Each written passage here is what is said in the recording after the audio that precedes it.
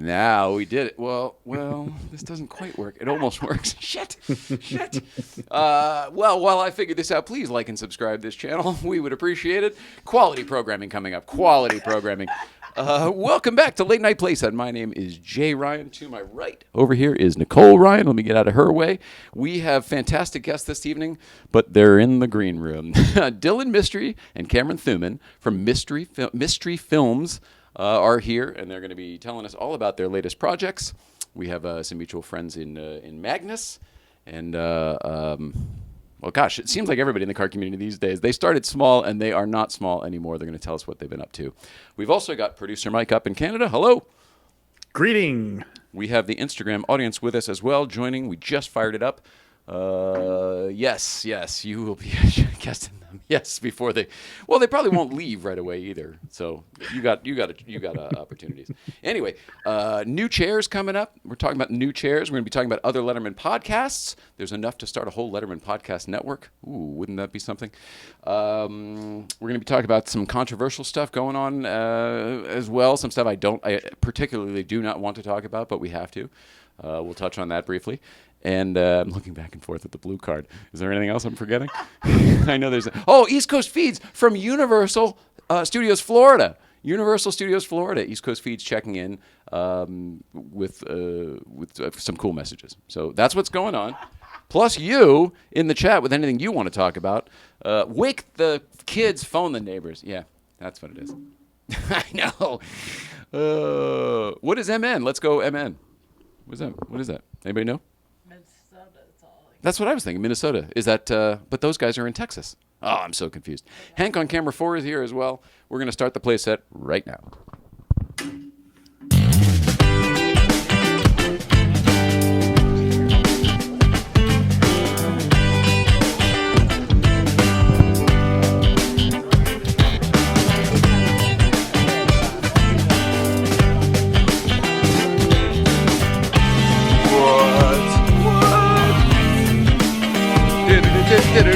You trim your beard. You look great. And he did a shave. Everybody looks great.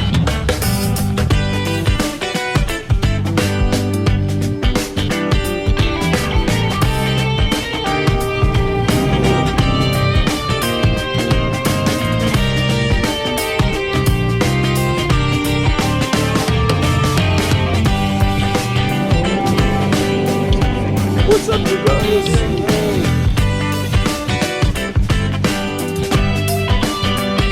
Must be here.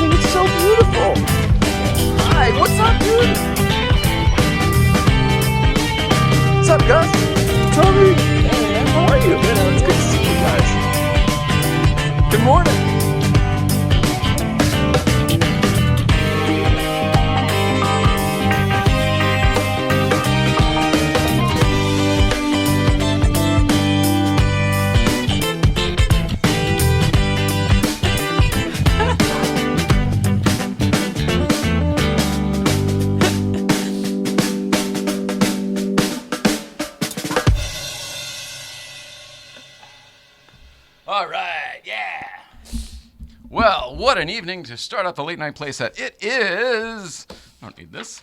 It is Thursday, April 14th, 2022. Here's one of those Rogue Bubble. Whoa, did you see that? Rogue Bubble, all I had to do was point at it and it shot across at Mrs. Ryan.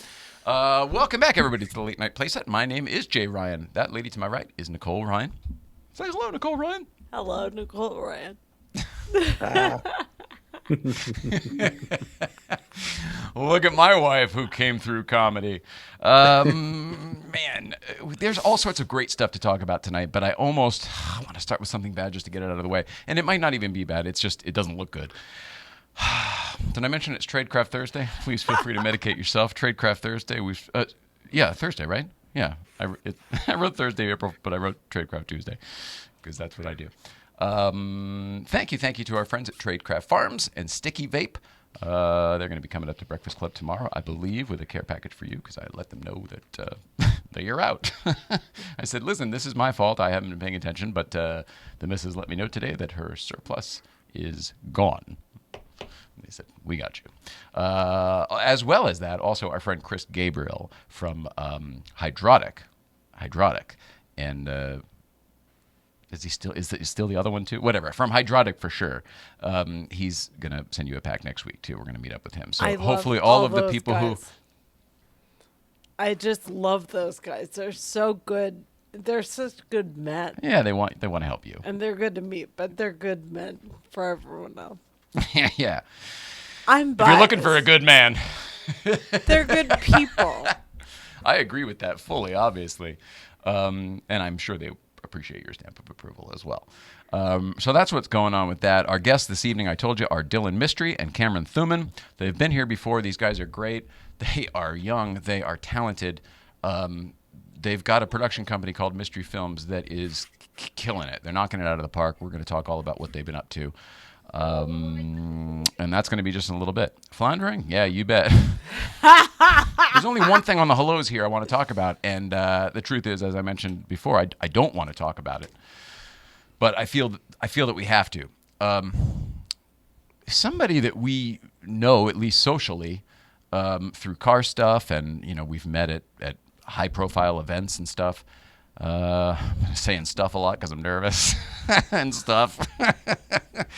Anyway, it came out the other day publicly that they were accused of allegedly doing some stuff that sounds like it's probably not good. Here's the thing. This is somebody that we know socially, and it sounds out of character, but you don't know. I mean, who the hell knows? You know what I mean? Why are we talking about it here? Okay, I'm talking about it here specifically because for the last 100 episodes or so, he's been in the opening credits of our show, and they're on YouTube, so it doesn't go away. Like, we can change it going forward, and we probably will just for the sake of... who needs that reminder, good or bad. But I felt the need to address it because he's somebody who has been a friend to us socially in public. And he comes up to Breakfast Club, and he was in the Riffcraft crew and stuff. I don't know. I mean, I read the story just like everybody else because everybody in the world, in the car world, forwarded it to me. Like, oh, this is the kind of person you hang out with. And I'm like, all right, hang on. Let me ingest this information first. This is all new. And I read, alleged. There was alleged, and I saw it released on a $5,000 bond, which to me sounded very. I'm not a lawyer, and I am not saying that any of this means that this guy did things or didn't do things. He was going to be on the show. I mean, he was booked to be on this show. In fact, we were going to do it just the other day because he suffers from alopecia, and he's hardcore against bullying. Like, he's very public against bullying. So he wanted to come on the show to talk about the Will Smith thing the other day, talk about some other controversy. And we were planning on doing that. And, I mean, maybe we still will. Just maybe this will be a place where we can offer him a place to say something. He's got a lot of social media. It's not like he doesn't have a forum to say something. I guess what I'm saying is I reserve judgment. I need more information. I can't cancel a friend of mine without having more information. So far, this sounds like, oh, somebody called it in and it sounds really bad, but maybe it isn't. That's what it sounds like. Now, maybe it is bad. Maybe it's really bad. I don't know. But that's the point. I don't know. So I'm not willing to make a move one direction or the other without knowing. So if people notice that we still follow him on social media, it's because I don't know anything yet. All I know is TMZ and some story, and there's a photo. You know what I mean? Like, I need more than that. What do you do? What are you saying he did? And maybe it's bad. Maybe we end up, hating this show because I'm saying these things. Whatever. We need more info. So I don't even know who to wish luck in all of this. I guess everybody because I don't know enough yet. So yeah, how's that? Yeah, that's Great. Okay, now that that's out of the way, East Coast feeds. We've got 2 exciting East Coast feeds from Florida, Universal Florida. And then I want to talk a little bit with producer Mike over here about the Letterman podcast and the other Letterman podcast entitled Wake the Neighbors, Phone the Kids. I fucking did that wrong again. Wake. Here's why I'm doing it wrong. In my mind, the Letterman phrase was always phone the neighbors, wake the kids. This is an extravaganza you won't want to miss. And I think I'm doing that because I remember Piscopo doing it, like on Carson or something. But that's how I've always remembered the line. I know in the early days he used to say, phone the neighbors and wake the kid. No, I'm doing it again. No, that's right. Shit, whatever. Regardless, Wake the Kids and Phone the Neighbors podcast is another podcast, and we're going to be on it this weekend. Really? We're doing our interview on Saturday. Cool. I'm very excited about it. I can't wait to be on the Letterman podcast. I'm very excited to be doing all these other podcasts. Cool. They're not car related. Sorry about that. I mean, we're already talking about it. Mike Chisholm up in Canada. What do you think about this whole mess? You're not alone. You're not the only crazy person. Yeah, no, I'm excited about it. Rusty and I have connected over the last couple of days, and I got to tell you, it's really nice to have. Rusty is the host of Wake the Kids, Phone the Neighbors. I believe it's what it's called. Yeah, no, you're right. I just wrote it. I've said it wrong because I wrote it wrong. I wrote Wake the Neighbors. Phone the kids. Well, hell, let's do all of the above. He's a hell of a guy and very exciting. Here's what I love about their take. Their take is completely different than the Letterman podcast, which, by the way, we had Mark Carson on today, and it was a phenomenal episode. Really, really good. And he's a friend of the show, and he's got stuff in the future for us as well. And so that was really neat. And he's going to be on your show coming up very soon as well. He's going to be here the same week you are, coincidentally. Yeah, exactly. So in May. Lots of good stuff. That was the week that you're in town to see Letterman, right? Yeah, absolutely. And that week he has an exhibition of a bunch of the late night bumpers for auction. Like, there's a really good Letterman week that week. Outstanding. So it's going to be, really neat. But anyway, so Rusty did you do the Wake the Neighbor, did you do this other podcast? Not yet, but we're going to. They're going to do mine. I thought your conversation might have been, okay, go ahead. I'm sorry. But Rusty and I had a conversation that wasn't recorded last night. Rusty's the host, one of the co-hosts. And what they do is with their podcast, they pick a figure that has some sort of significance to the late show or the late night. Example, one of the figures is Betty White, and they do an episode around that. And they research and they do all sorts of fun stuff. It sounds great. I love it. They just put the Mel Marco one up today, which I'm excited about. Yeah, definitely. So anyway, and the cool thing is he's in his early 30s. So he has a completely different perspective on Dave than you and I do. And we have a very different perspective than some of the people who are older than us, who saw Dave, say, from the morning show in their college years, which was older than us, right? So I'm excited about the intergenerational stuff that's happening in the Letterman community. Very good stuff. I love that these kids, or this guy, I know Rusty's 31. I don't know how old the other guy is, but I'm calling them kids because I'm older than that. I love that these kids are here's the story he told me. He's like, yeah, we did a couple episodes and then we sort of tanked it because we didn't think there was really enough interest in a Letterman thing. And he goes, boy, were we wrong. He's like, there's a lot of interest in Letterman. And it's like one of those, who knew? You don't know until I guess you cast a line out. So I think Mike Chisholm, his the Letterman podcast, I think is going to do very well. I think this Wake the Neighbors phone, God damn it, is going to be off the hook because I'm already looking at some of the people who are following it, and I'm assuming people like Morty, I'm assuming they've maybe even already done their interviews or whatever. So I'm really looking forward to what's coming up. I haven't listened to any of them yet. I heard just the snippet of the introduction of who the guys are. So I haven't done the deep dive yet.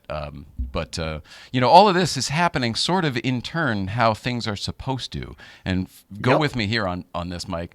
You already know where I'm going with this. All right. Yeah. If you don't know, next week we've got great guests on this show. Magnus Walker's going to be here on Tuesday, and then on Thursday we've got Mark not Carson. Mark Malkoff. Malkoff. Mark Malkoff is the host of the Carson podcast. Carson podcast has been on for 8 years, hundreds of episodes, huge viewership, known internationally throughout the comedian and entertainment community. Going off the air. Mm-hmm. It's going off. He's ending it. In fact, that's why he's coming out here to do our podcast, to do our show, is to talk about the Carson podcast ending and to do his interview with you-know-who that I'm probably not supposed to talk about yet, but I think I might be there for that as well, and that person's already been here, and you know. It's not Dave. Don't worry about that. But somebody really good and interesting. So that's Carson going off the air, the Letterman podcast starting. Like, does anybody else see sort of a pattern here? A little bit of a 30-year pattern? Repetitive. Yeah. It's kind of undeniable. I'm stoked, man. I'm so stoked. I have goosebumps right now. This looks like the late night playset with the mess I made. This is sort of what Dave would have done. I'll throw some bubbles on, too. All right. So I'm very excited for you guys. I'm excited to do the Wake the Kids, Phone the Neighbors podcast, which I'm fairly certain I just said correctly. And that we're doing on Saturday. New chairs. New chairs. Enough Letterman talk. I know. Just one more last thing. The chairs in here are going to change. These are the original Late Show Letterman chairs from the Late Show when he moved to CBS. They also coincidentally happened to be the old late night chairs that they stole from NBC when they moved to CBS. They just recovered them. So we have the late night and the CBS Late Show chairs here. And quite frankly, we never thought this has all sort of gone on longer than any of us anticipated.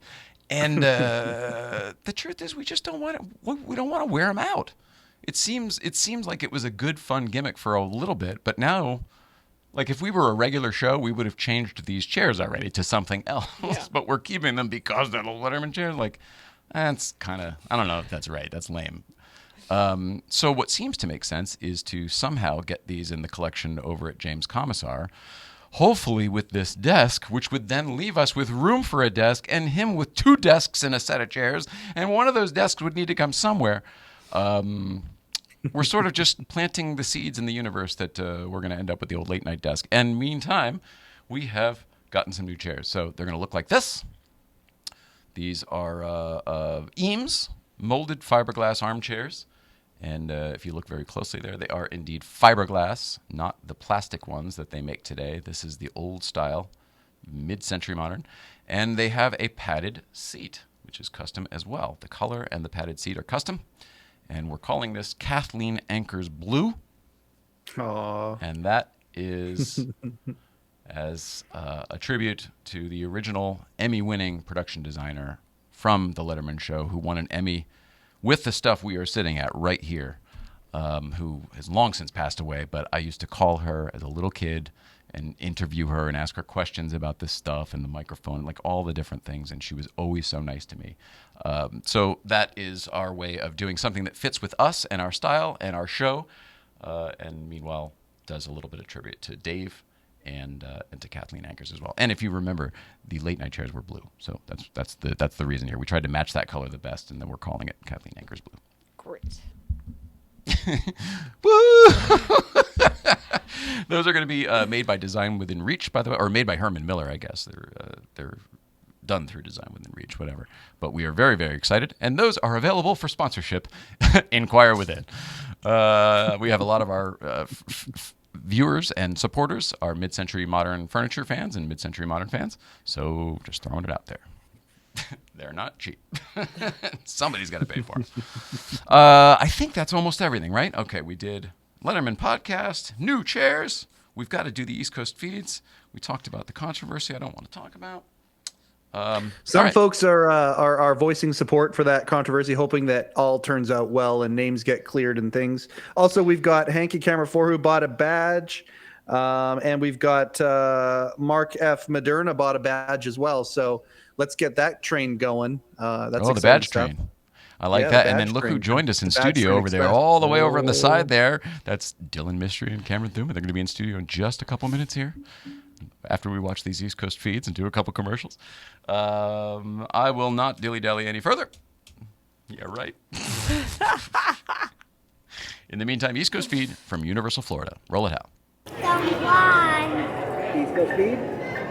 Uncle Jay, where are we, Jones? In Harry Potter World. In Universal in Florida, in Harry Potter World. See the big dragon over Coraline's head?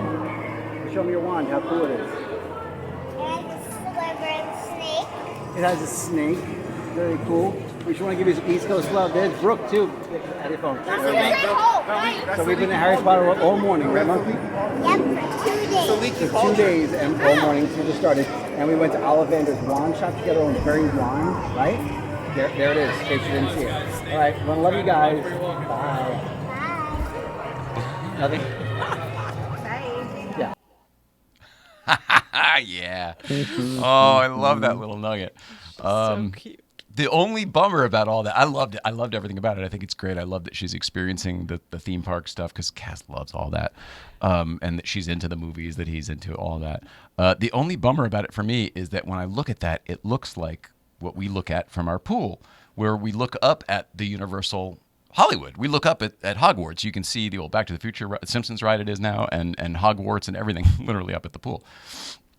So I just wish they were closer. I wish they were here. That's the bummer thing. But the nice thing, I think they're down there at Uncle Mike's. So with Club Suzette. Okay. I'm glad they're having fun. That was day one. Let's check in with day two of the East Coast feed at Universal Florida. Roll it out. Mr. Ryan, it's East Coast feed time. We are at Universal Studios day 2. And I want to let you know, your boy is here. Right here behind me, you'll see. Hold on. He's coming. Doc Brown. Doc Brown's riding the train, which Mr. Ryan told me, fun fact, is actually from the movie. So that's always good stuff right here. So you got Doc in the back. There's the train. I mean, I know you guys have a Universal in LA, but whatever. A little different in Orlando. It's fucking hot. So the kid's in the cooling station because she can't handle the heat, you know, even though she's half Puerto Rican, whatever. Let's just see where Brooke's over here. Brooke said for the first time ever, I need a drink, and it was 10 in the morning. And usually I get yelled at for that shit. But here she is. Right, baby? Hi. There she is. Let's go see what Coraline is. I think she's in the cooling station still. Let's find the kid.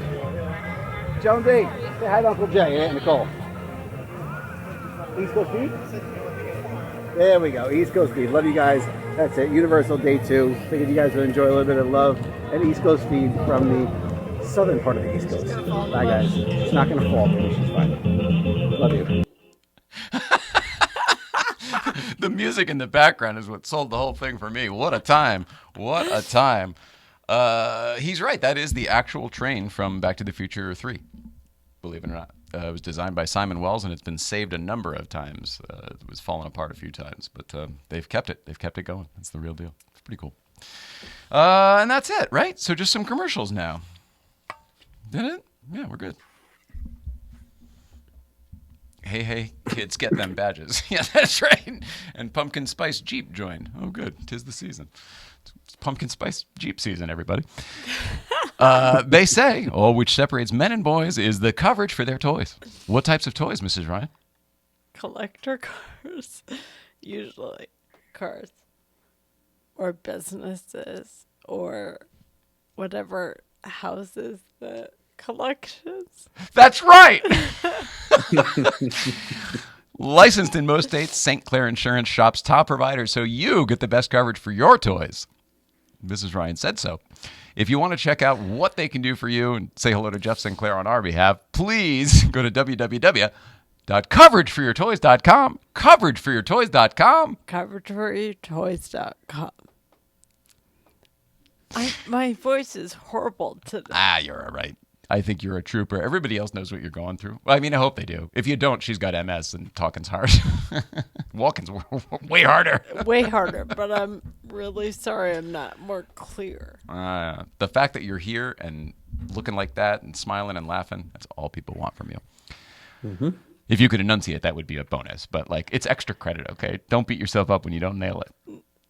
I don't like sounding retarded. Oh, you can't say that. You can't say that. R-worded. You're going to get canceled. Oh, man.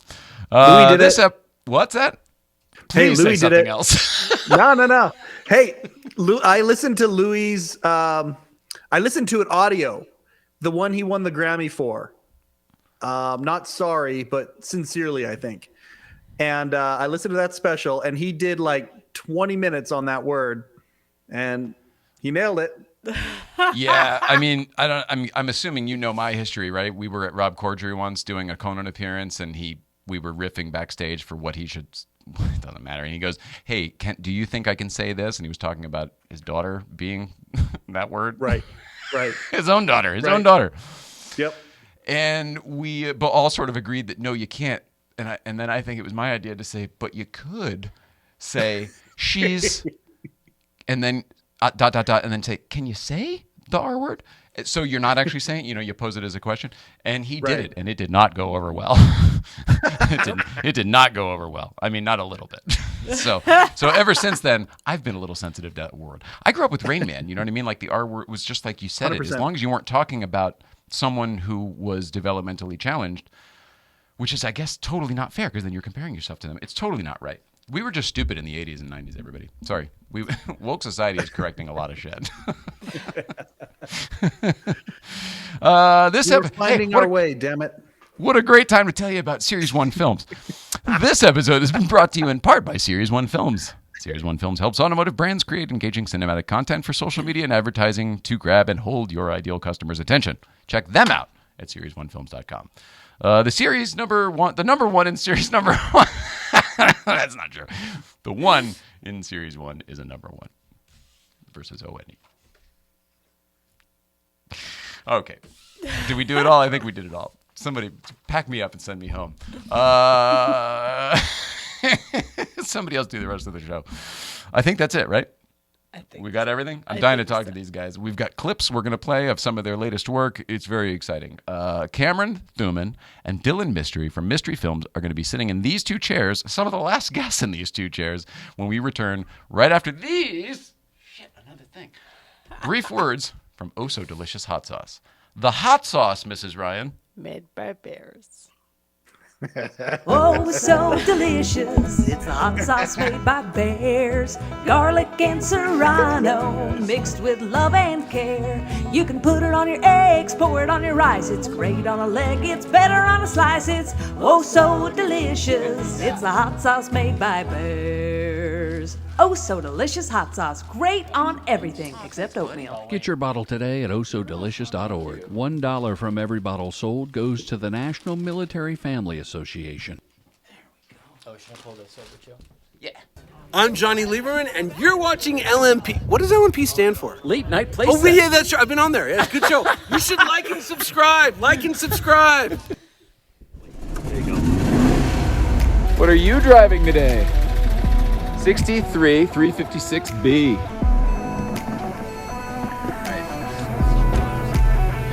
Hey, 111. What are you driving today? Here we go.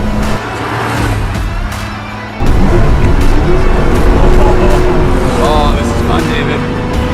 Thumbs up for sure. This just proves that you don't have to go fast to have fun. You don't have to go fast. Can you see my smile already?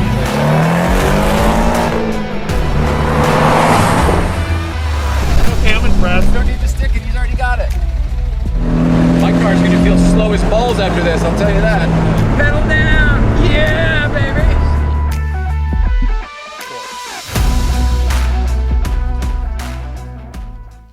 Woo! Yeah, baby. It's official. It's official. I think we've got their camera angles a little better than last time because that was atrocious. For the film guys last time, I was so embarrassed. All right, let's make sure we got this. Oh, it's pretty close. I'll make some adjustments. But we're sitting here with Dylan and Cameron. Thank you so much for being here, you guys. Mystery Films in the house. Thanks for having us, Jay. What's happening, buddy? Welcome back. Nothing much. It's been a crazy 2022 so far. So it's been exciting. We've been creating some epic films. Been releasing a lot over the last few months.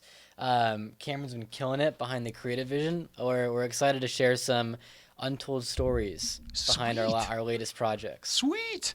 And we have some clips to play as well. And before we get into that, I have 2 gifts for you guys. Ooh. Some Native 4 hoodies. Oh, wow. Wait. Awesome. How cool. Here you go. Thanks. This is yours. Thanks, buddy. That's very cool But of you you. guys can match us in our Native 4 hoodies. that you're not wearing right now. Not that I'm not wearing right now, but we could put ours It's on actually and just you get the idea. Just a shirt, and imagine it has a logo. Wouldn't that be funny? This is great. That's very cool of you to do this. Thank you. Native 4, create, inspire, disrupt. Amen. I love it. Is this your first one? yeah. My first Hoodie? First Ever? hoodie. That we got you? Oh, Yeah. yes. Yeah. What is First this ever device? hoodie. How Yeah. does it work? There's no zipper. First hoodie Jay's ever worn. Yeah, first hoodie ever. No, of course. Yes. Why do you ask? I didn't know. I didn't know if we gave you one last time. We normally like run out of them super quick. Oh, well, So- thank you very much. I mean, We- I'm we holding this up, and it stowed feels some like for it you fits guys. absolutely perfect. Without a full Perfect. trying it on for you. Yeah. It looks Thank you very good. much. You want me to open yours? Yes, please. No problem. The dexterity's hard with the MS too. You should see her juggle. So let's talk about some stuff in the meantime. Yeah. Obviously, you got new merch. That's good. Oh yeah. The merch is swag. super important. You know. And you have a nice office. We already know that. Your office is beautiful. Thank you. The two things most important, right? The merch in the office. Exactly. All right. Here we go. Nice. Navy for you. Nice. Beauty. Looks great. Looks comfy. That'll be Can't warm wait up to on the put it mountain. on. Yeah.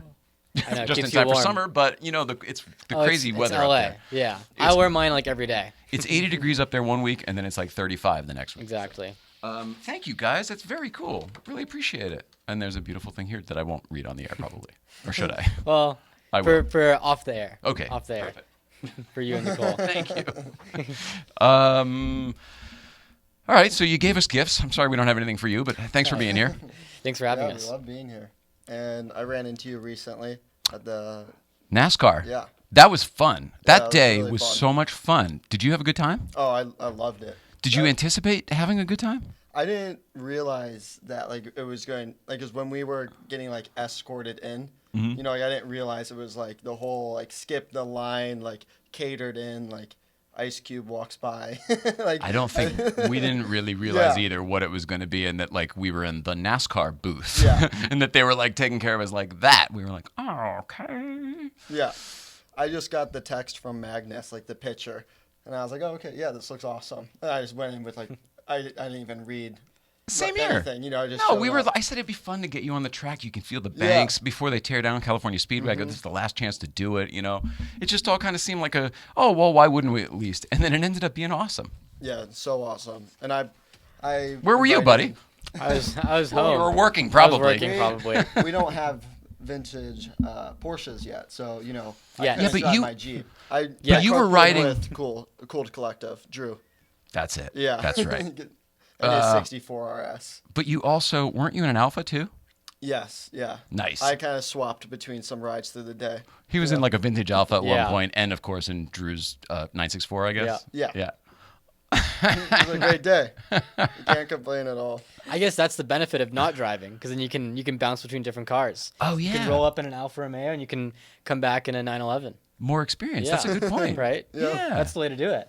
But it was really fun running into you too. Oh, thanks, buddy. It was a great day. It was a great day, and it seemed like it was only It was an invite only thing, so it was like only his friends. So without being a dick, it was only cool people. Like it was only cool, chill people. There Yeah. was no, oh, that guy's here. He's gonna cause a trouble. You know what I mean? Like there was just nothing. Yeah. And drama free. There were so many rules when we were filling out the paperwork. Magnus and I both were like, oh, there's a lot of a lot of red tape on Yeah. this thing. And it wasn't like that at all, and we were all pleasantly surprised. Yeah, it ended up being a really good time. But enough about that. You guys, when you're not at a Magnus event, are busy doing other things. I have 3 clips to play. I'm not rushing to do them, but I know that there are at least 3 different jobs we want to talk about with Yeah. stories. Lay it on me. Where do you want to start? Yeah, so over the last few months, it's been wild. We've been up to a lot of crazy stuff. Some of our favorite automotive projects lately. So we started off in January. We released Redestein Tires, German company. They've been around for over 100 years in Germany, making sports car tires. But they had their North American debut. They're releasing an off-road tire called the Pinza. And so we created their North American debut campaign, ended up having a Times Square placement, which we flew out to see, which is pretty crazy. So that's how we started the year. Then we released our second project, which we got a 1969 Pontiac GTO. We drifted it in the LA riverbed. Whoa. Which is pretty crazy. Who was driving? Stunt driver. Professional stunt driver. Of course, but yeah. do you know who? His name's Ross Sharphorn. Ross Sharphorn. You can take lessons from him at the Porsche Experience Center. Oh, no kidding. Yeah, Yeah, he very teaches there cool. too. Total badass. Yeah. And then He's probably not allowed to drift you around the track, but yeah. Well, they have a lot of red drift tape there too. Yeah. And then our third project, which we just released, was with Vulcan Power Sports. They're an electric bike company over in Austin, Texas. And so a few months ago, we got to fly out the whole team to go shoot their launch content. So a lot of really cool stories. Obviously you can see the videos, but there's so much to uncover behind those videos. So I'll let Cameron share all the behind the scenes. Vredestein is one of those companies that now that they're here, they're blowing up. I had never heard of them until I think Zach and the Smoking Tire. I think somehow they got affiliated, and I was like, "Tell me about these tires." And Zach was like, "I love these tires." Yeah. He goes, "You think I'm crazy? I love these tires." And he was explaining to me they're not new; they're just new to us, to this country. Is what you're doing part of getting the word out to folks like me who didn't know? Exactly. Awesome. And we're actually up there with all of our friends, Lynn Woodward, Johnny Lieberman.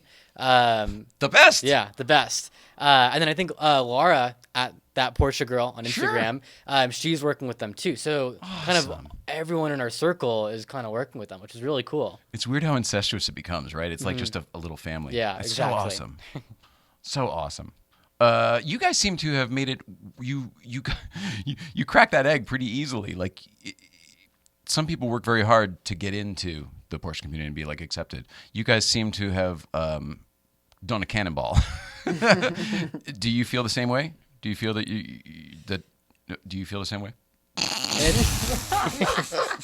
I think for us, it's been a high risk, high reward, and we come in and we put it all out on the line from our early age. Yeah. So now that it's kind of just business as usual. Kind of people the first time meeting individuals like Magnus, there was more of a nervous component, but now it's with Magnus or Vetterstein, CMO, it's they're it's a very cordial, creative discussion. So is that because you've proved your worth? Is that what you're saying? Yeah, I think we just came in and started and held ourselves to the highest standards possible, and then just that's never changed and delivered. Yeah, and delivered on those standards. And every time it's just a continued progression. I don't think it'll ever stop. It's I mean, every starving artist is living on their principles, in some loft somewhere. So you guys have done it and then been successful at it. That to me is the accomplishment here.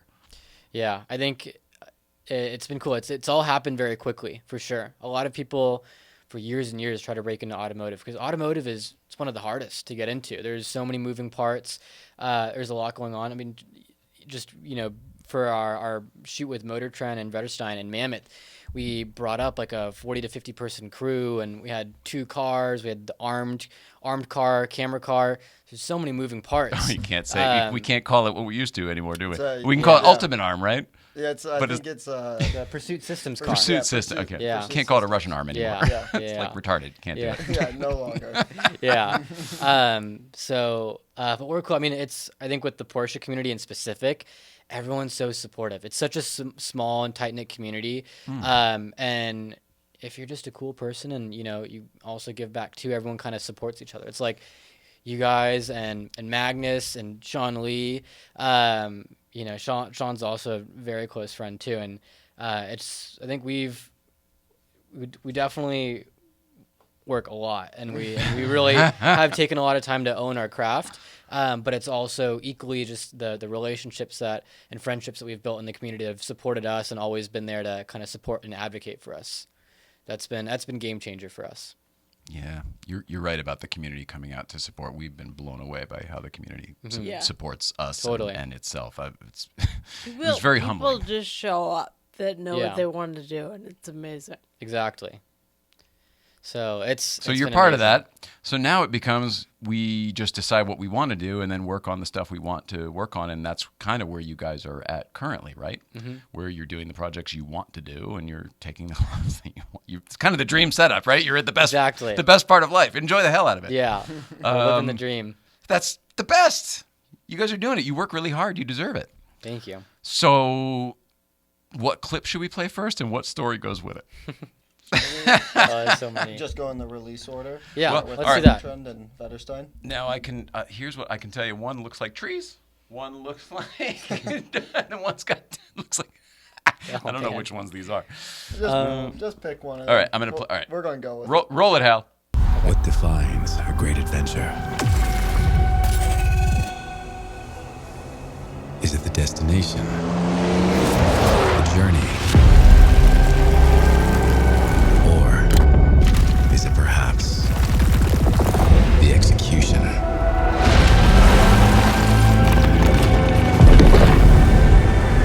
No matter what trails you blaze, your adventure isn't just an idea. It's destiny.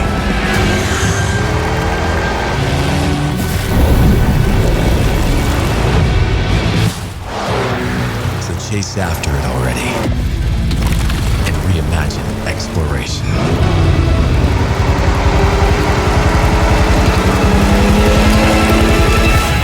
Experience the all-new Pinza AT from Vetterstein. Whew. I was waiting for the of the DeLorean about to blast off into the future at the end of that. Holy crap! You guys, your work makes me feel. I mean that as a compliment. Yeah. I'm not just watching it; it best makes compliment. me feel. That was awesome. Thank you. That truly that is the means best a lot. compliment. That's like, as a director, that's what you're going for. Yeah. To evoke that emotion. So, yeah, but how do you do it? Like, what's your secret? Take How it do away. you how do you make me and your viewers, the people who see your art? How do you make us feel? Oh, I think it just starts with like at the concept phase, finding like the spine of the story, and what you're trying to share, and from there it's like a combination of working very early on with the cinematographer, the editor, the sound designer, the music composition, of like crafting these visuals and also like story beats that all come together and build off each other and share whatever the theme that we're going for. So I think for every project, that's like it's a first and foremost very like diligent process of like, what is this, why, how. It's like the basic like questions you ask in school, like who, what, where, how, why, and you just really build a whole cinematic language from there. Two questions. When you say spine, is that the same like in comedy? We say the essence. You got to get to the purest form of whatever you're trying to communicate. Is that the same Yes. thing? Okay. Yeah, you should be able to just like break it down in one sentence, 3 sentences, 3 paragraphs, 2 pages. Beautiful. Just like. So that's the spine in your business. Yeah, that's the spine. And then secondly, because of everything you just said, it makes me think that you, before having done a lick of writing, you see and hear all of what we just saw and heard in your head before you get to him and tell him how much it's going to cost, and before you talk to the client, like oh blah blah blah, like you see all of that shit. You heard all that crazy stuff is happening in here, and that's how you're able to get it out. Yeah, sometimes on the first time I ever hear of the concept, like I'll like visualize it immediately. Other times it's like I have to like kind of dig and like find it. But I'm definitely like visuals come first before writing. So I like to break down like just what I call like the visual language, the whole world. And then once I'm able to build that from, the color palette to the sound to the, just the style cinematography, then I like bring on the team and, cater the decisions towards that. So it's like we're all working off of like a unified platform and a unified like aesthetic. And then, you're allowing your team to come up with their own ideas, but it's like, there's a base within this construct. Yeah, because that's I think what creates feel is that the whole team has to be like on the same wavelength of like, what is this, and why are we doing this, and why this scene. I couldn't agree more with what you're saying, but from my experience working in commercials, it's all designed by committee because everyone has their 2 cents in there. Everyone's got a job to justify, and then the work ends up getting muddled and saturated and diluted, and like it's everything you don't want. And while the information might get through, the feel is long gone. So how are you guys able to either sell the client on whatever you want. I mean, are you just Don Draper as well? You know what I mean? Are you killer at sales too, or is that you? Because you have to sell the client on these ideas. It's not like the client, that was in your head. Yeah. The client just wants to sell that truck or the tire or whatever it happens to be, right? The real trick is just forwarding any emails that seem convoluted to Dylan. that's really the. I don't understand what these words mean. Can you make sense of this? Yeah. No, it's definitely a collaboration. And by the way, I'm not trying to, just so you are more comfortable, I'm not trying to say that clients are hard to work with or anything. It's just that that's how the nature of a lot of cooks in the kitchen. Oh, yeah, totally. Exactly. You have the client, and you have the ad agency, and then you have the production company, and then, And then the director. And then the director. And I'm guiding the creative vision, and some parties might feel differently. And I'm like kind of the in-betweener of the creative, and then Dylan's the in-betweener on the whole business side. Wow. I mean, we've been fortunate with the clients that we've had where they've really seen our work, and they've given us a lot of trust to kind of bring our vision to the project.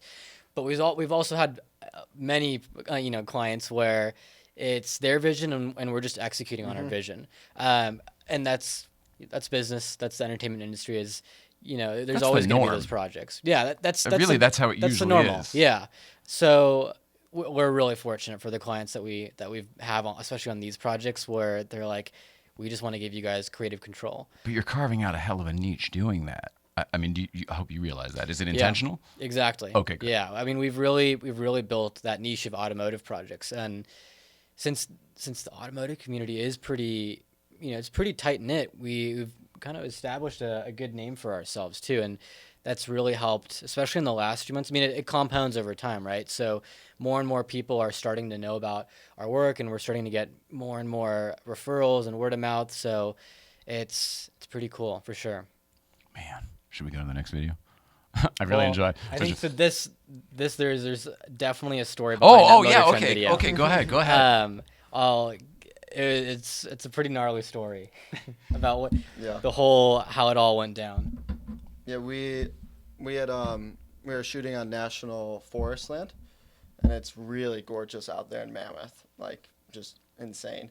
And so we went out like I think 5 weeks before the shoot, met up with our location scout, just Drew Gardella and I, the cinematographer, the guy from last time we talked about, the Norwalk guy. Oh my gosh, The Small World. Yeah. That blew my mind. Yeah. The funny thing, we just got that Xbox. I'm sorry, segue about us. We just got the Xbox with the flight simulator on it, whatever the new one. Oh, cool. And we totally flew over that area. And I totally flew over my mom's old house there and the marina and that. I was like, look, that's where the Gardella house was with the little ramp into the seaplane and everything.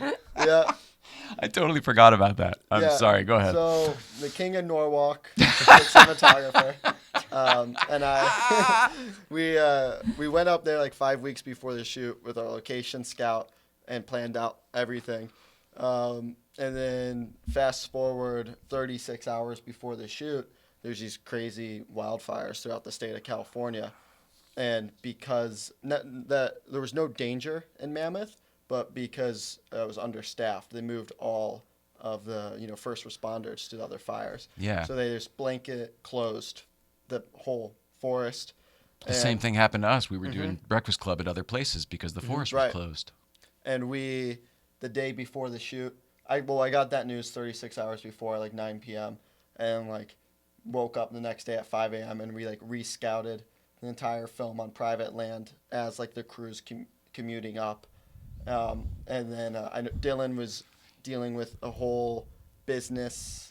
Do people know what that means? X, Y, You're and Z. substituting. All right, this location will work for this. This will work for this. This will work for that. Have everybody keep coming. This is not an insurance day. We're going to do this. Yeah. Well, we lost over half our locations 2 days before the shoot. Yeah, I think 80% of them.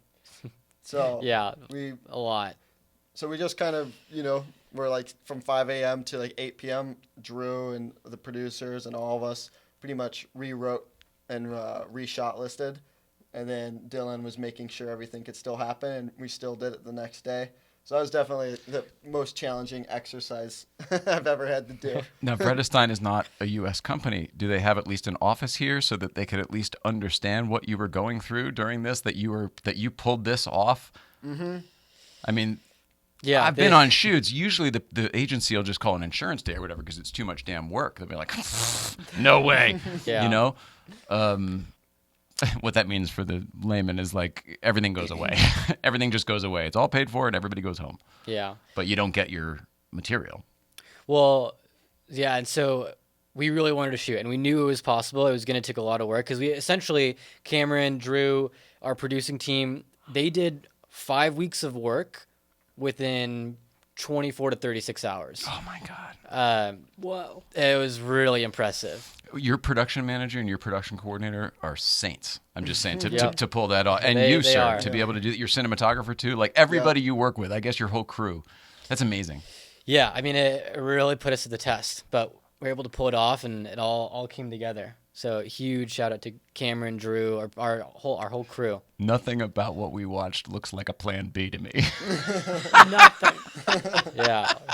Yeah. It was It crazy. looks amazing. Oh, wow. All right, so on to the next one? Yeah, let's do it. Okay. Well, I'll just go in order. Roll it out.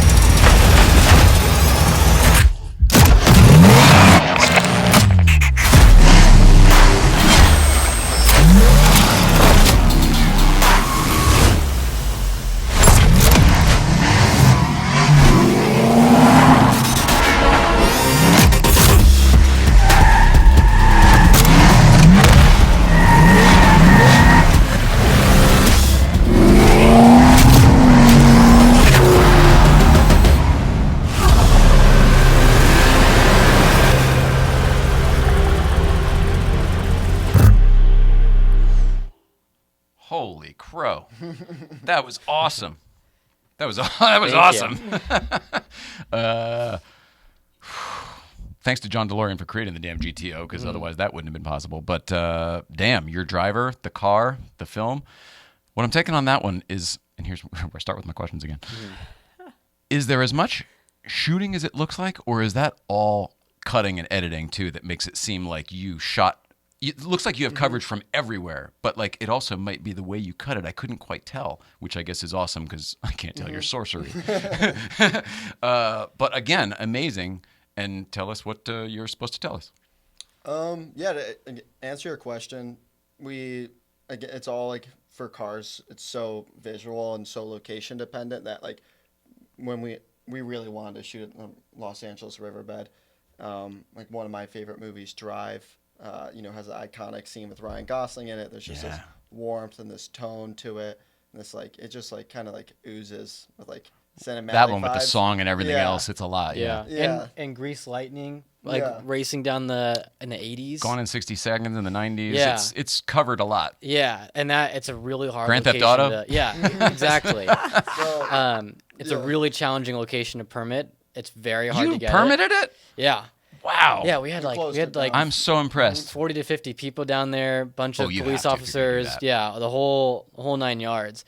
So it's real. It's It also rarely looked like can you were there for a while. You didn't just like run in and grab that and leave. Yeah, you were there for, is that one day? Yeah, that was a one-day shoot, and it really starts on the location scout. You'd like to kind of answer your question. You find like just the zones. You're going like we just nickname it. It's like if you read my shot list, you have no clue what it means. But I nickname The shopping cart, Yeah. the splash zone, whatever. Yeah. So it's like we have the entrance. We have like where it's doing like the full kind of 360 turnaround in the water. We have the straightaway.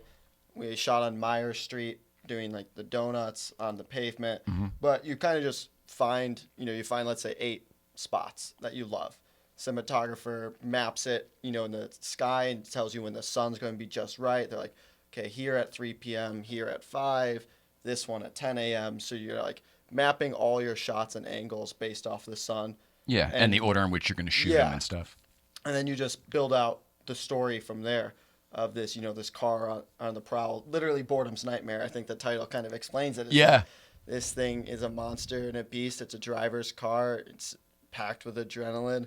You could feel the blood moving through your body, and that's why we wanted to have like such a visceral driving experience with the shifts and the pedal and the hands shaking.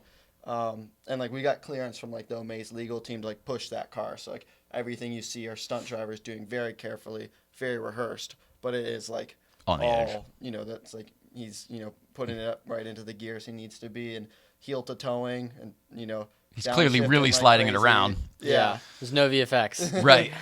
Yeah. Wow, that's awesome. That must have been pretty fun to like. Because it's like Michael Bay shit. You know what I mean? Like you're tossing around old metal around in the water and getting those gorgeous fucking flares and everything off the water. It's gorgeous. That was like totally one of the coolest days, or kind of one of the coolest days at work. Was Omaze giving the car away? Is that what it was? Very cool. Very we cool. covered their like whole campaign for that, and this I would say is like our most proud piece of that. Awesome. Yeah. Oh, you mean you did other other? Yeah. So like on these type of projects, like for the Motor Trend project, there's like 20 to 40 deliverables, different aspect ratios, cut downs, all that. Then usually, for different, for Instagram, social, YouTube. And then usually there's one like hero piece, which is like the main video of each project. Feature piece. Yeah, exactly. Wow. So that was your favorite. Was that the feature piece? Yeah. Oh, well, okay. Yeah. Well done. Thank you. But yeah, it was pretty crazy. That was amazing. Just getting to drift it and just be around it. I mean, that's an iconic car, Just too. seeing an old green Just GTO is cool. Yeah. Hearing it, smelling it. Yeah, exactly. And actually, that location is pretty cool because it is, you're right about the iconic and iconic. Yeah. That's one of the most iconic locations in LA and in Hollywood film, too. So it's truly one of the coolest projects we've ever done. And it's definitely going to be up there for years to come. Yeah. Are you guys going to wear out like what you can do with? Well, we've already done the LA River. We can't. We've already because there's so much good stuff in there. I'm like, well, I mean, is there anything left? What do you do? I guess we'll wait for somebody else to hire you to shoot in the LA River again. See what you do. That one was really special too. The ending shots under the 4th Street Bridge, which for anybody in the LA car community, now that we'll have 6th Street back eventually, but like that. Hopefully. Hopefully. Yeah. We'll see. But that, shooting under that bridge is like, just like, that was a really exciting moment too, to get the exact, we had that whole shot framed perfectly and waited until the dusky blue hour hit. And then it was the light's perfect. Yeah, the light of the 4th Street Bridge, those tungsten units came on. So it was like, we had like a 5-minute window to like time that just right. So this while the lights are on, but before it's too light out, right? Yes. Yeah. So it's just so LA centric. Like, everybody's drifted at Meyer Street before, or you've seen it, so it's like. Is that the one that's under the bridge?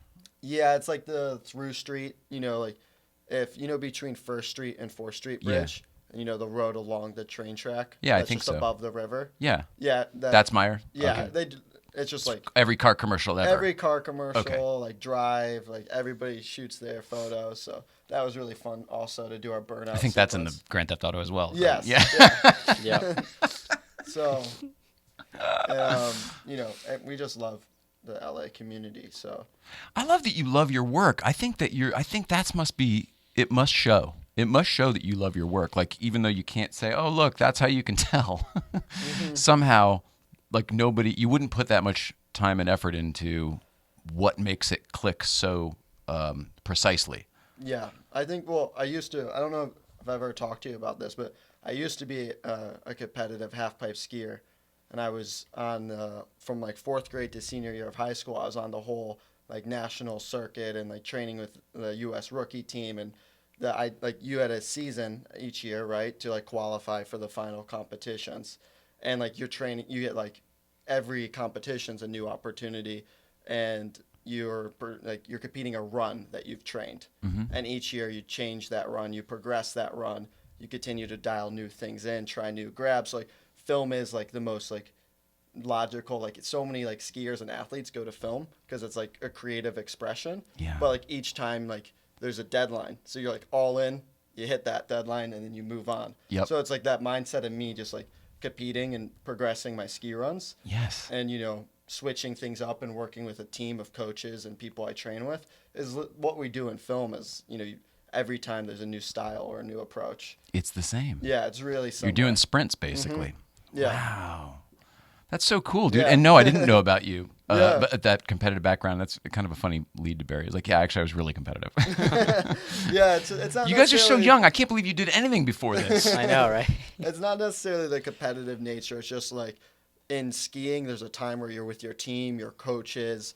There's like and you're in that collaborative environment. And there's also a time where it's like all you for a minute. And that's very much so directing, right? There's a time where it's like all about the bonds and the chemistry and being unified. And then it like, there's, you know, that shooting day. It's like, What I say goes. yeah. So it's like, you know, you got to be able to carry the burden. And a lot of that comes with skiing. So Is that where you got some of your focus?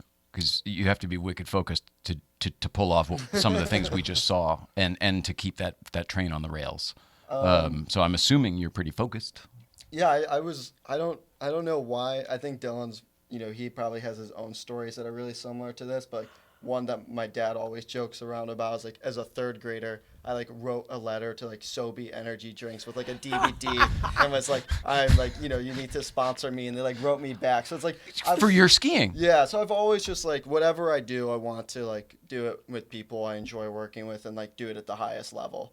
And I think that's like, and achieving that highest level with others. Did Sobe reply? They wrote me back and said like right back in 10 years, and by then they were kind of out of business. That's awesome though. That's the Magnus story. Yeah, you know Magnus' yeah. story with Porsche, right? I don't think I'm as in love with Sobe as he is in Porsche. Though. No, perhaps not, but it's the same story. Yeah, they were like, same call idea. us in a few years, you know? Yeah. Wow, that's really cool. If you ever come to my apartment, you'll see a wall of like 100 Sobeys, and you'll be like, wow, this guy. It must be a cyclical thing, because when it was Arizona in the 90s, and it was Snapple before that. You know, it's like, oh, there's the hot iced tea of this decade. Yeah. You guys are sticking with cars, right? Like you're not going to start doing Definitely stick with and cars. new from Sobe. Yeah, The definitely whole stick with Sobe cars. thing is just a weird side story. I just, yeah, it's, I know Dylan's the same way with the things that he grew up with and what he was trying. Just always, you know, bringing your best. I don't know. Yeah. I mean, for me, I've always just had obsessions. So I was like, when I was really little, I was like obsessed with Legos, and I was like, that was my world. And then from there, I was obsessed with playing musical instruments, and I went every time I've kind of found something that I really enjoy, I just go all into it. So when I was like playing, I at one point could play like 20 different instruments. Good that was Lord, my man. world. That's like speaking 20 different languages. That's a lot. Well, it's easier than all the languages, but you pick them up quickly. But and then I found, you know. All right. Each woodwinds like a different language. Brass is like a language. Yeah. And then I found film and video and the whole business side of things, and then that's where things really clicked. And there's so much more of a community there too.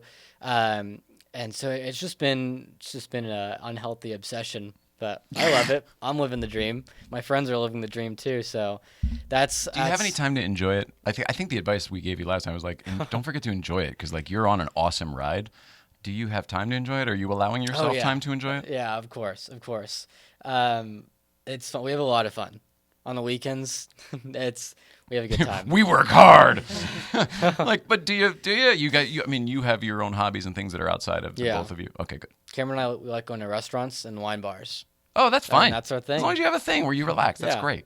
Exactly. Cigars? Do you do cigars, or No, just we the don't do wine? cigars. Yeah. Wine in LA, cigars in New York. He's like, get with it, Jay. All right, should we do the third video? Yeah, let's do the next one. All right, roll it, Hal. How do you measure your worth? By your trophies? Your prestige? Perhaps it's the distance of the road ahead.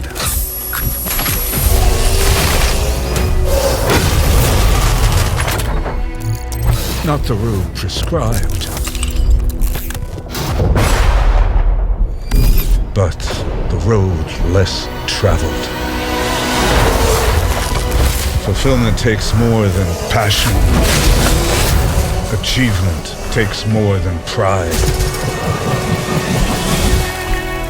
It takes an objective, a dream realized, not for I, but for us. Let's leave the legacy that others won't. Volkan. Damn. Well, what I'm taking with on that one, and this is your clients will really like this, is I want to ride one of those. That looks fun. It looks awesome. And so that's the best part of that shoot was getting to rip around on it between takes. Is it as fun as it looks? Yeah, it's really because the tires are like the all terrain is awesome. They look like old ATV tires. Yeah, they're just they're like really good shocks, really good tires. Like it's also all electric, so it's like great. Like kind of like obviously as like a Porsche driver, like you love your roads, you love the nature. So the same thing with that is like you're committing to the dirt you ride on. The shot where you were pacing him along the fence there, that just looking at him on that thing, I just wanted to be doing what he was doing right then and there. I mean, I'm not even into Star Wars, but for some reason that shot kind of reminded me of Star Wars. He was just kind of floating along the horizon, and watching the bike just kind of take it all. Yeah, I want one of those. That looks awesome. Thank you. That looks awesome. We had like a full system rigged onto a UTV. And I think we were following at like 55 side by side. So we we're redlining on dirt roads. Yeah, redlining our engine to be at that exact pace. Oh my gosh. So yeah, we just rehearsed it a few times to like get the moment where he's like framed between the picket fence. And you said it's full electric, that bike, right? Yeah. The Vulcan? Vulcan. Yeah. Vulcan. Yeah. I'm asking. Vulcan. Yeah, very cool. Thank Very cool. you. Are those available, or are they soon to be? I'm pretty sure they're available. Yeah, they're available. Yeah. Awesome. You could buy them through like dealerships and also like direct to consumer. Super cool. And then being in Austin, it was my first time, so the food, very nice. Ooh, very good did you see any barbecue. comedy while you were there? A lot of comedy moving into Austin. No, we didn't get to enjoy the city as much as I'd like, but we certainly enjoyed the food.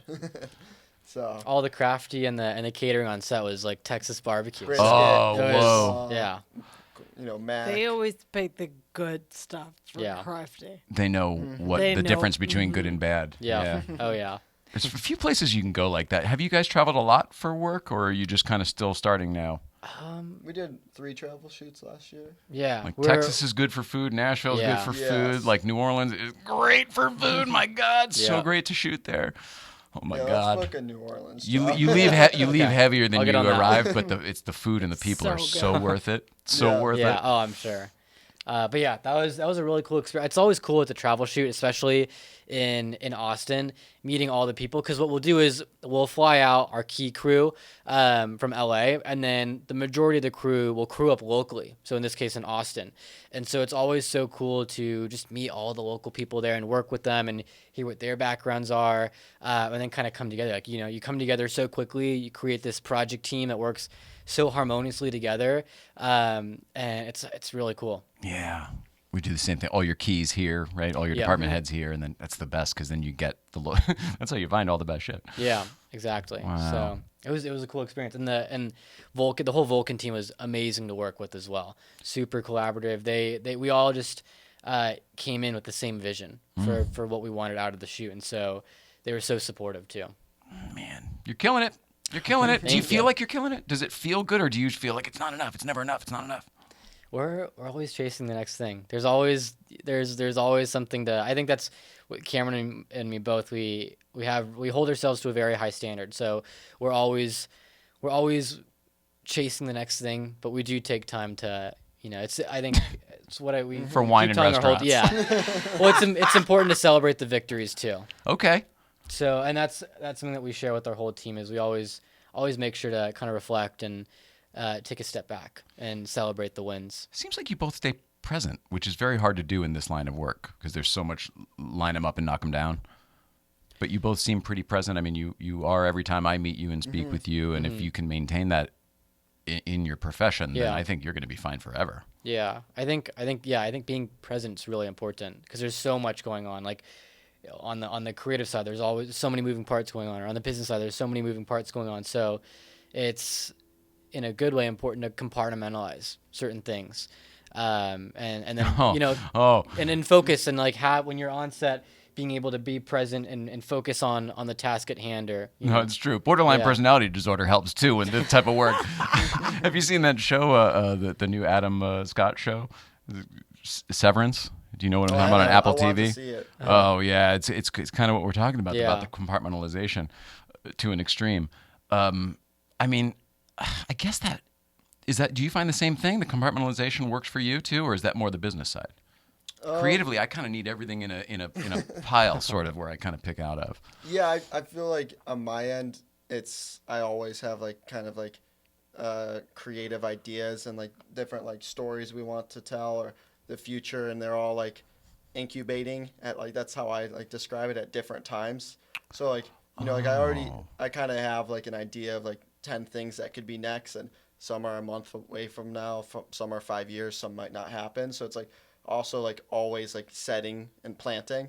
I think that's like really Is that important. what you meant about your compartmentalization? That's what like I mean. keeping everything separate? Yeah. Okay. So by compartmentalize, I mean there's so many things going on, and so it's important, like time blocking, basically. That's how I schedule my calendar. Like from this time to this time, I'm only doing this, and like have all these different things that need to get done, but they're just scheduled at different parts of the day or different parts of the month, or stuff so like that you're able to monotask each one. Yeah, exactly. That There's I so much fully going on. agree with. Yeah, I fully agree with that. Yeah, I try that. Haven't been too successful. No. In fact, I don't know if I've ever actually attained it, but like that's always the goal of trying to do that. It seemed life gets in the way, right? It doesn't matter what. Oh, the internet went out. Oh, there's a traffic accident. I mean, it's always something. And the tricky part about creative, which I'm sure you'll get, is like you could be in one of those blocks for something else, and then you like just like look and you to like out the window and you get an idea, and then you're like, I kind of want to be working on that, So it's like a lot of it also is squirrel. It's important to be locked in, but also like I just kind of go with the flow. Like so long, I'm hitting like deadlines and like holding my end of what I need to. Like if I'm not in the mood to do something one day and I'm really thinking about something else, like I'll just like switch. So that's for me where the time blocking doesn't work as much. It's like I have to go with where like my writing is good today and tomorrow it might be shit. Oh man. So it's just kind of. Yeah, but that's its own double-edged sword. Yeah. You're still sitting with the other half of you, no matter what. No matter what you're working on. Yeah. Oh. Yeah. Well, I guess that's where it comes to. Stay present and don't forget to relax when you can, because burnout is real. Exactly. Totally. You guys are young. You got plenty of time. That's why you gotta go to the Friday breakfast clubs. Oh yeah, that's right. Well, you've come up before. Have you come up? I don't think I've come yet. It's on my list. Okay. Come. Well, you got it. But you guys are busy. But if you're ever free on a Friday morning, it's a lot of fun. It's about the drive. It's not about what's up there. You know what I mean? It's just a restaurant that's closed and a bunch of people looking at cars. But it's about the drive and checking out for a little bit. Totally. There's no wine. Making time for it. FYI. Okay. No wine. Oh yeah, no wine. You could bring some. It's just a little early. I know. Is there anything that you want to mention that we didn't mention? Otherwise, we should think about starting to wrap it up, and we'll do the. I think there's one note on that Vulcan video. We're able to work with one of Cameron's friends, Michael Christopher, Tony Award and Pulitzer Prize Award winning actor. Whoa! He was on Mr. Robot. He performed the narration, so he's the voice that you hear posing all the questions. That's not Rami Malek? I don't. In Mr. Robot? Yeah. He plays in Mr. Robot. He plays Philip Prince. Oh, I'd have to watch the show again. I loved that show when it came out, but it's been a couple years. Yeah, he's one of the series leads in it. He's incredible. He's just an awesome. incredible actor. I called him. That show raised the bar for me. So this guy's probably pretty decent. He was in the Volcom thing? He was the voice of the piece. Shit. Yeah, okay. yeah. I'm sorry. Yeah, now I understand. I was like, that wasn't Rami Malek? Shit. Yeah. I gotcha. Because you know how Mr. Robot's all voiceover, but it's all Rami Malek. Yeah. All right. Michael was our voice, and in Mr. Robot, he's Philip Prince. Yeah. No, you're very clear. The host is a dumb guy. I'm sorry. But yeah, he was. Our producer Mike's laughing up in Canada right now. He's like, try and keep up. Yeah, he's an incredible talent. He's done everything from. He's written plays that have sold out in New York to being an actor to being a director. He's like a true Renaissance artist. Awesome. And, he's like the Shakespearean quality to his voice and to his craft. So there's very few artists still like him, that do so many vast things. And this was just a voiceover. So were you directing him in a booth somewhere, or? He was in New York, and I just wired into the session. Great. And we did it over Zoom. Yeah, but that's still you're still doing the work. Yeah. And It was like I didn't mean to minimize it. Were you in the room? No. You directed him. Yeah, we directed him, but with an actor like that, you just like let him speak, and you're just like finding. It's like you're directing on a very macro level, meaning you're talking about what he should be thinking of, the goal, the tone, like where his power comes and goes, like micro notes, like he's able to dial all those. You're not things. giving him line reads? No. If I More like this. No. I think if I gave Say it like this. If I gave him a line read, I would be scared. Thanks for the opportunity. Yeah. So, yeah, you got to be really careful working with somebody that has 50 years of acting experience. You guys are getting great credits. You're putting out great work, but you don't have that much experience yet. How do you know so much so young? How are you both so like that's read the room shit that you were just talking about. Like most people would be like, no, do it like this or whatever. They wouldn't dial into those nuances that you were talking about. How do you both know so much about life at your age? That's what I can't figure out. I didn't know as much as you know until much later, and I probably still don't, but you know my point. I think we just work all the time. This is our life. It's both of our number one passion, and so we've just been doing it forever since Cameron's been doing it. We've both been started like when I was in middle school is when I first picked up a camera.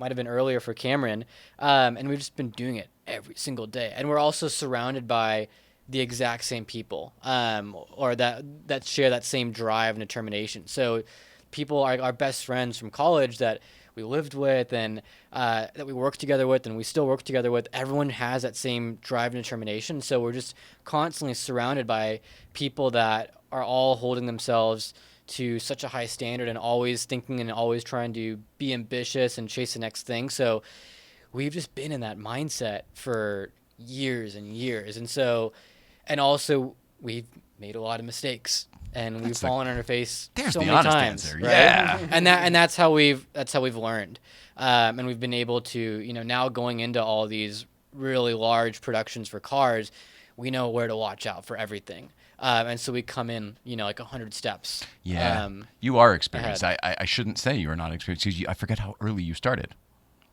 I mean, you guys have 10 years under your belt already. Yeah.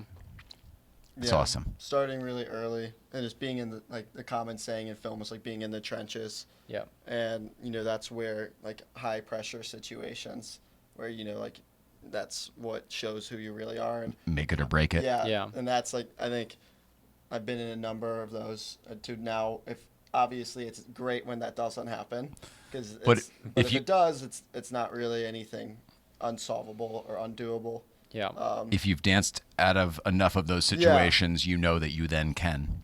Yeah. Yeah, and I think it's all about like always reaching for the next big thing, while like doing it in controlled steps. So like there's like on my end on a directing side, like I'm always trying to push it, but you're bringing along commonalities or relationships that you trust or what you're leveling up. You're doing so like in a way that you feel like really confident about. So it's just like that constant decision of how far you decide to take it. And sometimes, we've definitely fallen on our ass, but just keep going, keep moving forward.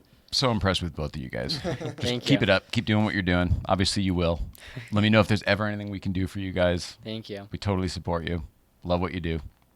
Thank you so much. You guys are the best. Thanks for being here, both of you. How do people follow you and keep up with what's going on?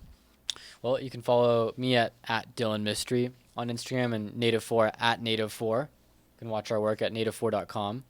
You can follow Cameron at cameronthuman on Instagram. Nice. Or his website, cameronthuman.com. But yeah, Instagram is the best. We post everything on Instagram. You put all your work on Instagram, right? Put all our work, a lot of behind-the-scenes content. So Cool. when we're on shoots, if we're allowed to, we'll post on the behind-the-scenes on Instagram. And some cryptic stuff. Yeah. We're working on something cool. You guys are going to love it. So Instagram's Do you the best do your way. own?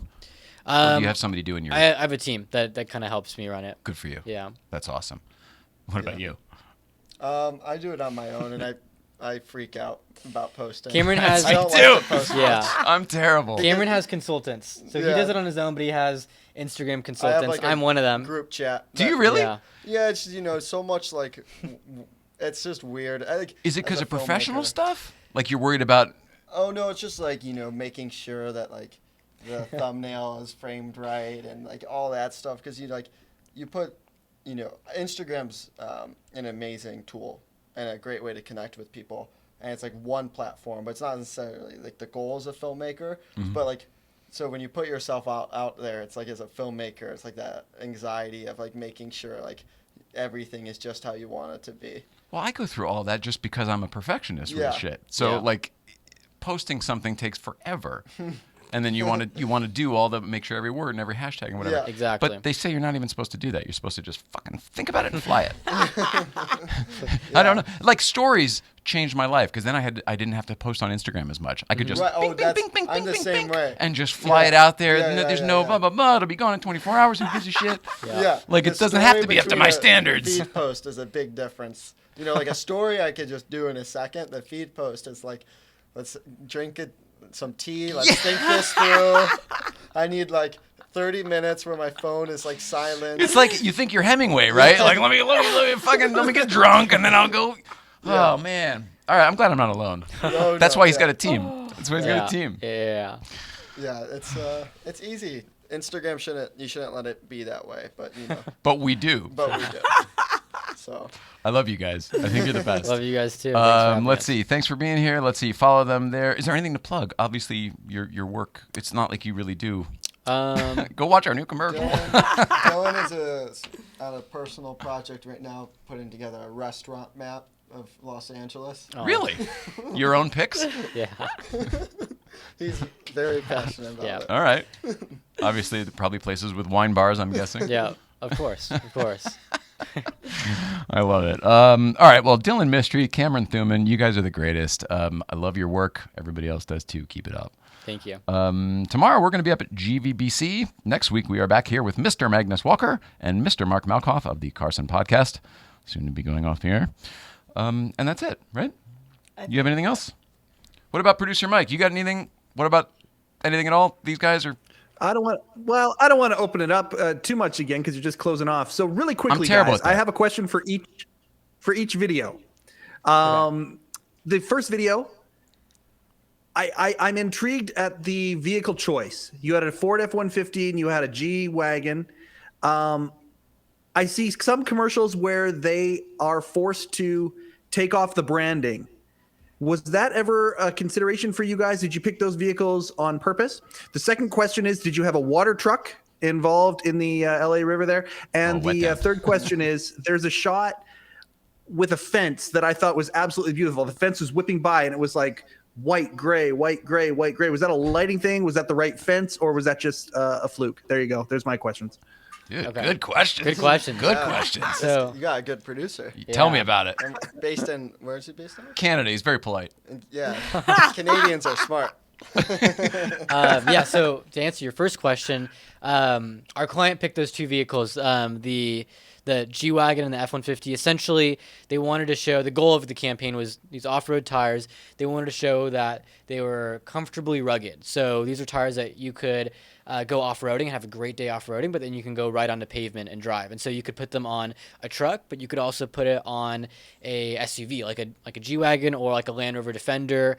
So they wanted to show a mix of both. They didn't want to just be on the truck community. They also wanted to kind of tap into the luxury SUV to show how multi-purpose the tires were. That makes sense. And then what about Greeking out the names, whether Ford or Mercedes? A lot of times you'll have to do that because it wasn't a Ford or Mercedes commercial. Did you have to get either approval from them or did you just leave it? I think the client might have got approval. There was also ad agency, two media agencies, and client involved. So I think the legal Somebody stuff, makes the phone call. Yeah, Somebody made it. Got it. But also just like, I think really simply said, like Ford F-150 is America's truck, a European company doing a North America product launch. Like F-150 is just like the truck of the truck. Oh, yeah. And then the G-Wagon is like for that premium individual who wants to get outdoors, but like then when they park it for brunch on a street, like their tires look great. The G-Wagon itself is the Yeah. statement. Yeah, the Yeah. G-Wagon, like Yep. it just shows that the Vetterstein tire like looks good enough to be on a G-Wagon, but could perform on an F-150. Yeah, that's awesome. getting the nod from Canada. And then our second question with the water truck, we do not have a water truck. There's actually there's already water in a lot of LA water River. in the LA River bed. For the 4th Street bridge shot, though, we like had to broom it outwards. Sure. But no, yeah, there's like natural areas that have like 2 inches or maybe 1 inch that's always just like covered in moss and water. Yeah. Yeah. Water down It's there. what grows to be the LA River during the rest of the shit. Just let's say my shoes on that day of set were thrown out after. Oh yeah. My shoes got the LA River. It's funny because the smell doesn't show up on TV either or on camera either. But when you work in the LA, it's distinct. Yeah. All of our cars were so dirty afterwards too, driving through it. Yeah. You get them washed. Right Yeah. after, like we had a detailer on set for like always cleaning off the hero GTO cars and because like stuff, you don't want any of those like particles to like start eroding paint. No, not with a classic. Yeah. Yeah. So no, it totally. was being cleaned down. Who knows every what's day. in that shit? Yeah. And then the fence. The fence. Okay. Yeah, that was all practical. So just in camera, and that what you saw is just like the shutter speed being set at like cranked. So that there's motion blur. That's what I was looking at, which is why I was able to see the guy on the thing just hovering there Yeah, so as the world went by. Focus, and then everything else is like just motion blurred out. Gorgeous. And then just like the actual lens choice, that was like on an 80mm lens, like condenses everything, so you get more moving through camera, and then the speed at gives it that feel. Awesome. Well done, guys. Thank you. You know what you're doing. We hope so. All right. Mrs. Ryan, I love you. We love you guys. Love you up in Canada, producer Mike. We love everybody on Instagram. And that's it. Have a great weekend, everybody. Yeah, we'll see you at GVBC tomorrow or next week with Magnus and Mark Malkoff. Have a great night.